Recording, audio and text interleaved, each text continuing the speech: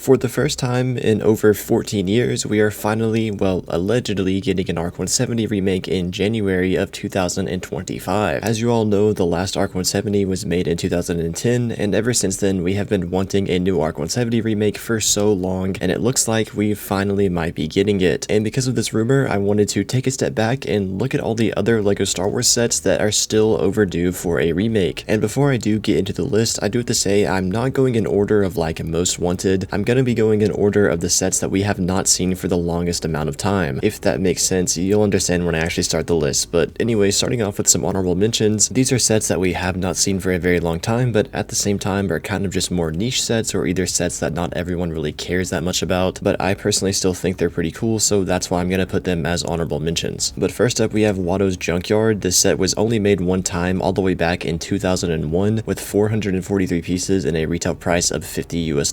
And the reason I put this in the back of the honorable mentions is just because LEGO's most likely not going to make a Watto minifigure, or at least Watto's Junkyard again, and that's because, well, if you have been keeping track of Star Wars and LEGO Star Wars lately, the Slave one is now called Boba Fett Starship, and the Slave Leia in the upcoming UCS sail barge is going to be called Hudslayer Leia. And since Watto is quite literally a slave owner in Star Wars, I doubt Disney would really want LEGO to remake this set, so that's why I put it towards the back of the honorable mentions. But if they ever did, it would be cool, and I'm sure all of us would really want a new Watto minifigure. The next honorable mention I have is the TIE Fighter collection from 2004 that had 682 pieces and a retail price of $70 US, and I'm specifically talking about the TIE D Fighter in this set. It's a pretty obscure TIE Fighter variant from Legends that LEGO only made one time, and it's not super popular in the LEGO community. However, this set and that fighter do sort of have a small niche following, and that's why I decided to put it in the honorable mentions, because I think a few people would like it if they remade the TIE D Fighter, but they're most likely not going to. It's an obscure ship from Legends, and it probably wouldn't sell well because people wouldn't recognize it. The next up for the honorable mentions, I have an Episode 5 Hoth-based Millennium Falcon playset. Obviously, they've made countless Millennium Falcon playsets, that's why I kept this in the honorable mentions, but they've only made one model that's strictly based off of Hoth, that comes with all the main characters in their Hoth outfits as well as a snowtrooper, and I'm just hoping that eventually when they make another playset Millennium Falcon in the future, that they'll base it off of Hoth. And then lastly, for the honorable mentions, I have a set that I really want to be remade, and it's a buildable General Grievous. They only made one, it was in 2008 with 1,085 pieces and a retail price of $90, and a lot of people kind of overlooked this set, and I think it's one of the coolest UCS sets they have ever made, and I would love for them to make another one in the near future. I think they could do a very good job on it, and it would be a great maybe $130 to $150 set. Anyways, now making our way into the official list, or the top 10 as you could call it if you want. This is where I'm now actually going to start going in order of the sets that we have not seen for the longest amount of time. And first up, I have a set that literally everyone and their mother wants to be remade, and it's the Republic Dropship with AT-OT. This set had 1,758 pieces with an original retail price of $250, and it released in May of 2009 and retired on December 31st of 2011, so that means we have not seen this set on shelves for over 12 and a half years, or specifically 4,575 days. And like I just said, this is at the top of a lot of people's list of sets they want to be remade, and honestly, I think LEGO obviously knows that the fans want this set to be remade, and I'm even confident that they themselves want to remake this set. However, I'm not really sure how they would do it. Obviously, the AT-OT could come in its own standalone set for around $140, but the Dropship, which is arguably more popular than the AT-OT and what people really would want to be remade from this set, is a bit of a more complex situation, and that's because, well, if you remember back in 2009 when this set released, we did not get a UCS set, and that's because this set technically took up the UCS spot for that year, even though it's not technically a UCS set, it's just a massive $250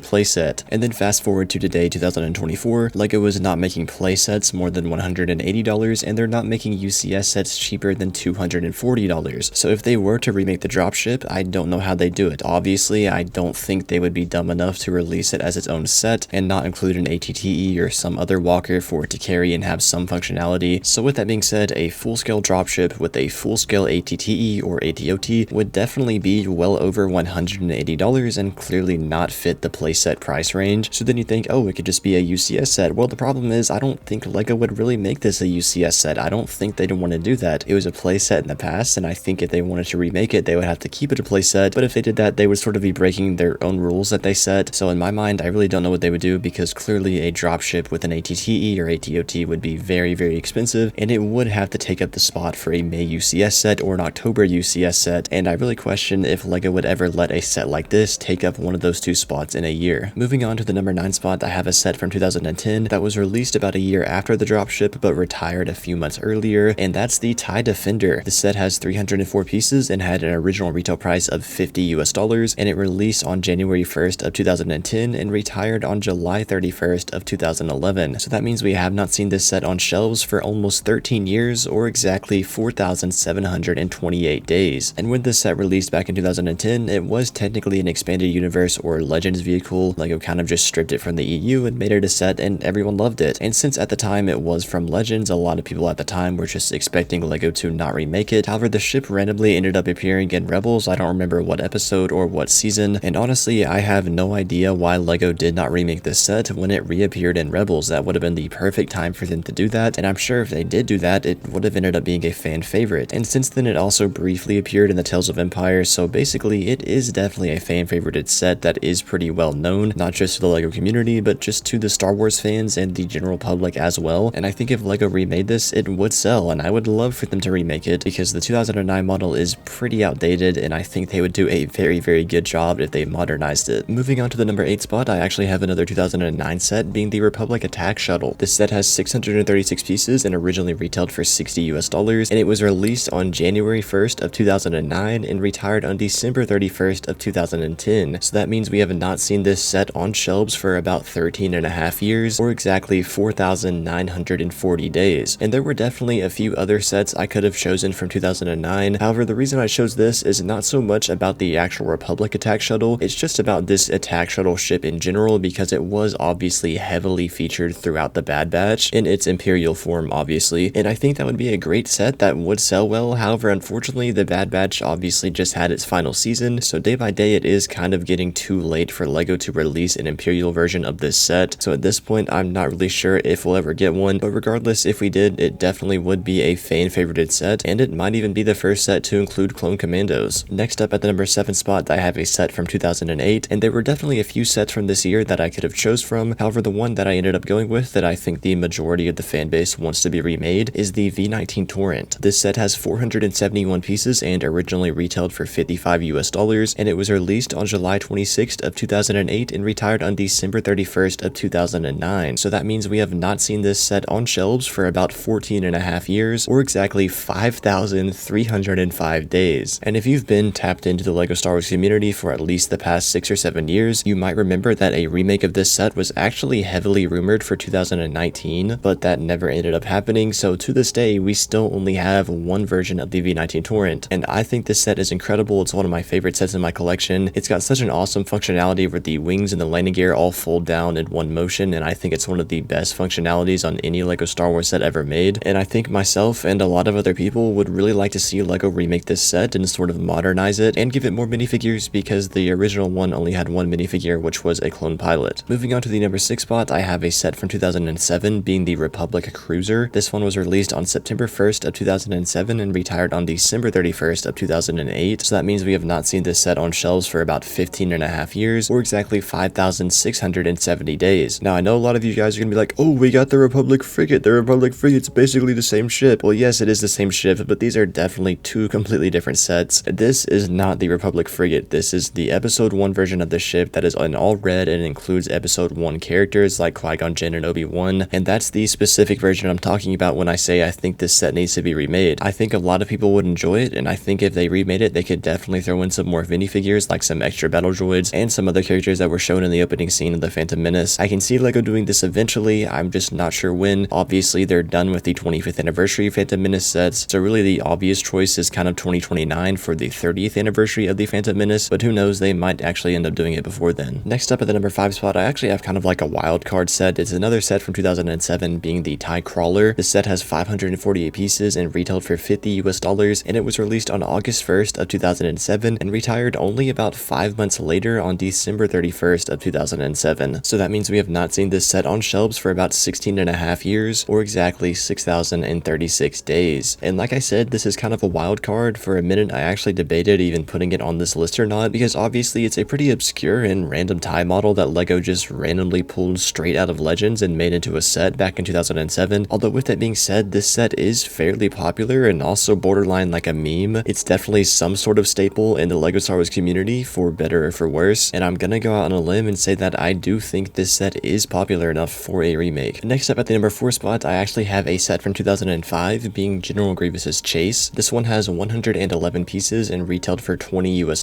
and it was released on April 2nd of 2005 and retired on December 31st of the same year, so that means we have not seen this set on shelves for about 18 and a half years, or exactly 6,766 days. And the reason I put this set on the list is not so much for General Grievous's wheel bike, because that got remade on its own in 2014. I'm specifically talking about Boga, or the Varactyl that Obi-Wan rides in episode 3. It so far has only ever appeared in this set, and lots of people want it to be remade, and I'd love to see them do it again soon with General Grievous's wheel bike, and hopefully brick build it, because I think that would look a lot better than a mold. Up next at the number 3 spot, I actually have another 2005 set, being the Wookiee Catamaran. This set has 376 pieces and retailed for $50 US, and it was also released on April 2nd of 2005 and also retired on December 31st of the same year, so that means it too has been missing from shelves for about 18 and a half years, or exactly 6,766 days. And I put this set one higher than Boga because I think the majority of the fan base would rather have this remade, or would favor this over Boga to be remade, and I'm definitely one of those people. The Wookiee Catamaran is a really cool looking ship, and I think LEGO did a decent job at it in 2005, but I and many others would really like to see a modern version of it. Now making our way into the top 2, I'm pretty sure most of you guys can guess which 2 sets I'm about to talk about, but first up I have a set from 2002 being Bounty Hunter Pursuit. This one has 259 pieces and retailed for $30 US,